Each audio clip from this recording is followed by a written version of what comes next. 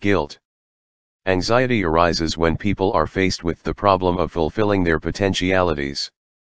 Guilt arises when people deny their potentialities, fail to accurately perceive the needs of fellow humans, or remain oblivious to their dependence on the natural world. Just as May used the term anxiety to refer to large issues dealing with one's being in the world, so too did he employ the concept of guilt. In this sense, both anxiety and guilt are ontological, that is, they refer to the nature of being and not to feelings arising from specific situations or transgressions. In all, May recognized three forms of ontological guilt, each corresponding to one of the three modes of being in the world, that is, Ernwelt, Mitwelt, and Eigenwelt.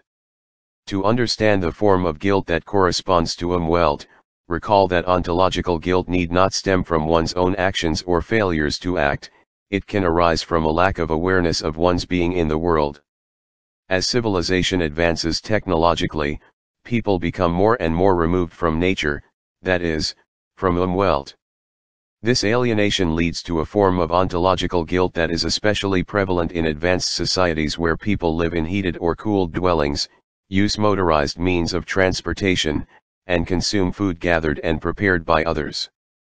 People's undiscerning reliance on others for these and other needs contributes to one's first form of ontological guilt.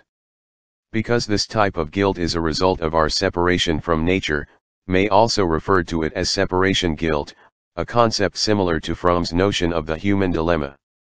The second form of guilt stems from our inability to perceive accurately the world of others, Mitwelt.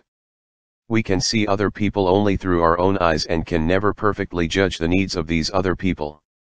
Thus, we do violence to their true identity. Because we cannot unerringly anticipate the needs of others, we feel inadequate in our relations with them. This then leads to a pervasive condition of guilt, which is experienced by all of us to some extent. May wrote that this is not a question of moral failure, it is an inescapable result of the fact that each of us is a separate individuality and has no choice but to look at the world through our own eyes. The third form of ontological guilt is associated with our denial of our own potentialities or with our failure to fulfill them. In other words, this guilt is grounded in our relationship with self, Eigenwelt. Again, this form of guilt is universal, because none of us can completely fulfill all our potentials. This third type of guilt is reminiscent of Maslow's concept of the Jonah complex, or the fear of being or doing one's best. Like anxiety, ontological guilt can have either a positive or a negative effect on personality.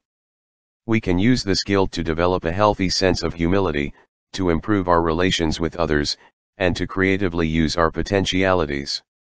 However, when we refuse to accept ontological guilt, it becomes neurotic or morbid.